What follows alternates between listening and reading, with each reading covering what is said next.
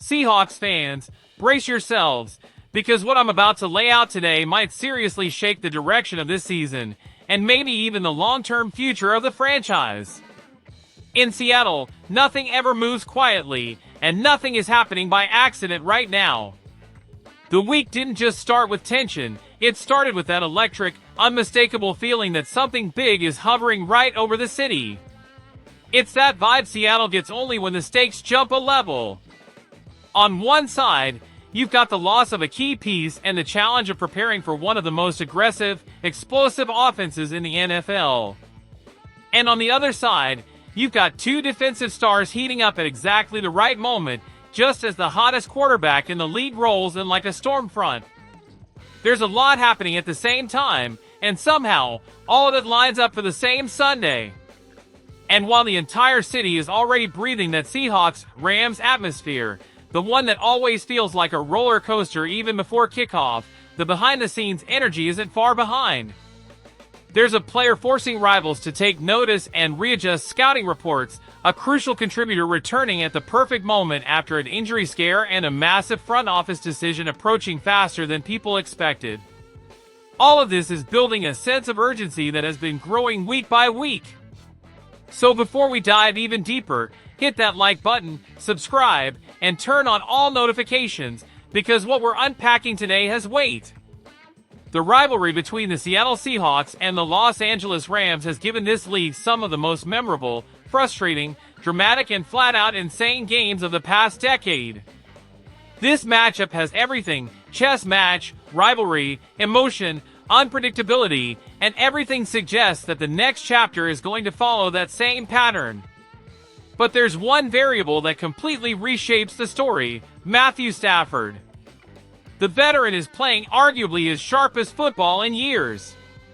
25 touchdowns, just 2 interceptions, numbers that belong in MVP conversations. He's playing with that calm, surgical confidence of a quarterback who is seeing the field in slow motion.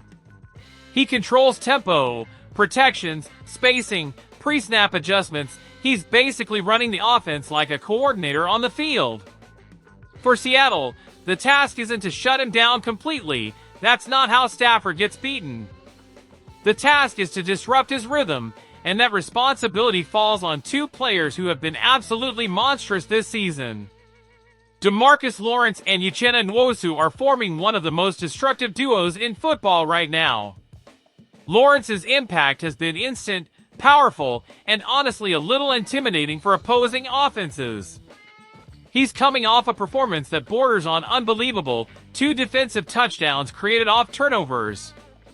Plays like that don't just change the scoreboard, they flip momentum, confidence, crowd energy, everything. Since arriving in Seattle, he's become much more than an elite technician. He's become the emotional anchor. When teammates look at him inside the huddle, they can feel the shift, that sense that the next snap is about to turn chaotic for the offense lining up across. On the opposite edge, Nwosu keeps proving that he's one of the hardest working motors in the league. The 5.5 sacks tell part of the story, but people who watch him every down know the full truth. He pushes quarterbacks into mistakes, forces early throws, wrecks timing, collapses pockets, draws doubles, and frees up teammates.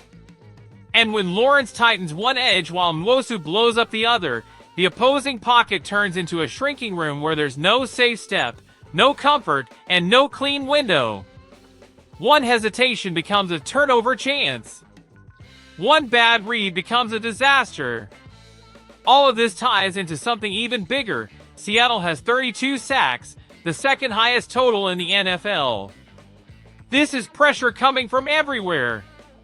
It's creative blitz packages, disguised looks, stunts designed to confuse protections, and fast diagnostic reads that erase quarterback comfort.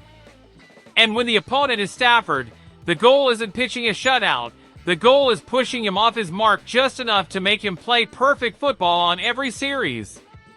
No quarterback plays perfect football all day. While the spotlight focuses on this main defensive storyline, another name is quietly gaining steam: Boye Mafe. Even with numbers that don't jump off the page this season, he continues to be evaluated as one of the most complete defenders on the roster. He wins one-on-one, holds firm at the point of attack, drops into coverage with natural ease, and executes the system with discipline and efficiency. That catches eyes across the league.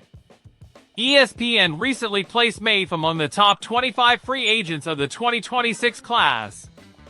Analysts Matt Bowen and Jeremy Fowler highlighted the same strengths Seattle staff sees every day: versatility, football IQ, and consistency. And when a player with that profile gets league-wide attention, the market reacts quickly.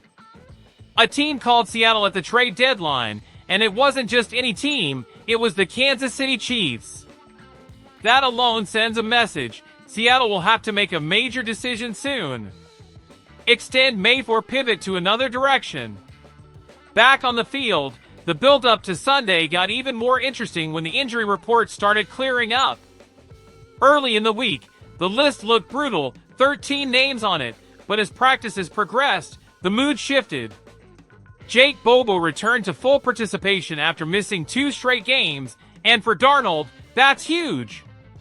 He needs every reliable target available to match pace with Stafford if the game turns into a shootout. A.J. Barter is back at full speed, Christian Haynes is cleared again, and both are crucial for stabilizing the pocket and opening lanes in the running game. Among the limited participants, Torrey Horton is getting his rhythm back, and Ernest Jones could strengthen a defensive rotation that will be extremely important against such a quick-striking offense. There are still concerns, of course. Kobe Bryant remains out for personal reasons, and center Jalen Sundle's knee issue continues to raise questions. But overall, the outlook is far more optimistic than it seemed at the start of the week, and that shift in momentum changes the entire expectation for Sunday's matchup. Because when you break everything down, one truth stands out: you don't have to shut down the Rams. You just have to slow them down. Pressure Stafford, take away his comfort, break his base, disrupt his progressions. Every forced error becomes an extra possession for Darnold, and he's been taking advantage of those opportunities lately. The quarterback many assumed was a placeholder in a rebuild is proving people wrong week after week. Under Mike Macdonald, this offense is sharper, more structured, and more mature. It's visible on tape, and it's translating into results. This clash with the Rams isn't just another game on the schedule. It's a chance, a real one, to prove that the Seahawks are alive, competitive, and fully ready to fight in 2025. The defense is playing like one of the top units in the league, the offense is gaining traction at the perfect time, and players like Lawrence, Mosu, and Mafe are shaping an identity that's finally earning respect around the NFL. And now I want to hear from you 12s.